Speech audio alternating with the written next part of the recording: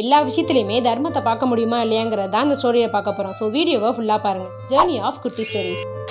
ஒரு தெருவில் கீரை விற்கிற ஒருத்தவங்க போயிட்டு இருக்காங்க. அந்த சமயத்தில் ஒரு வீட்டு வாசல்ல ஒரு அம்மாவும் அவங்க பையனும் உட்காந்துட்டு இருக்காங்க. இந்த கீரை விற்கிறவங்களை கூப்பிட்டு ஒரு கட்டு கீரை எவ்வளோ வரும்னு கேட்குறாங்க. அதுக்கு அந்த அம்மாவும் ஓரணா அப்படின்னு சொல்றாங்க. ஓரணாவா? இல்லை அவ்வளோலாம் ஆகாது, நான் அரையனா கொடுக்குறேன், எனக்கு ஒரு கட்டு விதமா 4 கட்டு கொடுன்னு கேட்குறாங்க. அதுக்கு அந்த கீரைக்கார அம்மாவும் அரையனா எப்படிமா கட்டுப்படி ஆகும், அது கட்டுப்படி ஆகாதுன்னு சொல்றாங்க. உடனே இவங்களும் சரி அப்ப நீங்க போங்க அப்படின்னு சொல்லிடுறாங்க. கொஞ்சம் தூரம் அந்த கீரைக்கார அம்மா போனதுக்கு அப்புறம் திருப்பி இவங்க கிட்டே வந்து சரி ஒரு காலனா எக்ஸ்ட்ரா போட்டு முக்கானாவா கொடுங்க அப்படின்னு கேட்குறாங்க. அந்த அம்மா இல்ல அதெல்லாம் முடியாது, என்னால அரையனா தான் கொடுக்க முடியும், நீ 4 கட்டு வேணா கொடுன்னு கேட்குறாங்க. சரி இந்தாங்கம்மான்னு 4 கட்டு கீரையை கொடுத்துட்டு 2 அணாவை வாங்கிட்டு திருப்பி கீரை கட்டை எடுத்து தலையில வைக்கிற நேரத்துல மயங்கி விழுக போறாங்க. உடனே அந்த கீரை வாங்கினவங்க இவங்களை பிடிச்சிட்டாங்க. ஏன் காலைல சாப்பிடலையா, அப்படி மயங்கி விழுக போறேன்னு கேட்குறாங்க. அதுக்கு அவங்களும் ஆமா இனிமே தான் நான் கஞ்சி காய்ச்சி சாப்பிடணும் அப்படின்னு சொல்றாங்க. சரி கொஞ்ச நேரம் இங்க உட்காருன்னு சொல்லிட்டு இப்ப அவங்க வீட்டுக்குள்ள போறாங்க. உள்ள போய் 4 இட்லியும் அதுக்கு தேவையான சட்னியும் வச்சு அந்த கீரைக்கார அம்மாட்ட கொடுத்துட்டு நீ இதை சாப்பிட்டு முடிச்சுட்டு அப்புறம் போன்னு சொல்றாங்க. இது எல்லாத்தையுமே பார்த்துட்டு இருந்த அந்த பையன் அவங்க அம்மாவை கூப்பிட்டு ஏமா ஒரு அரையனாக்கு இவ்வளோ தூரம் வியாபாரம் பேசுனீங்க,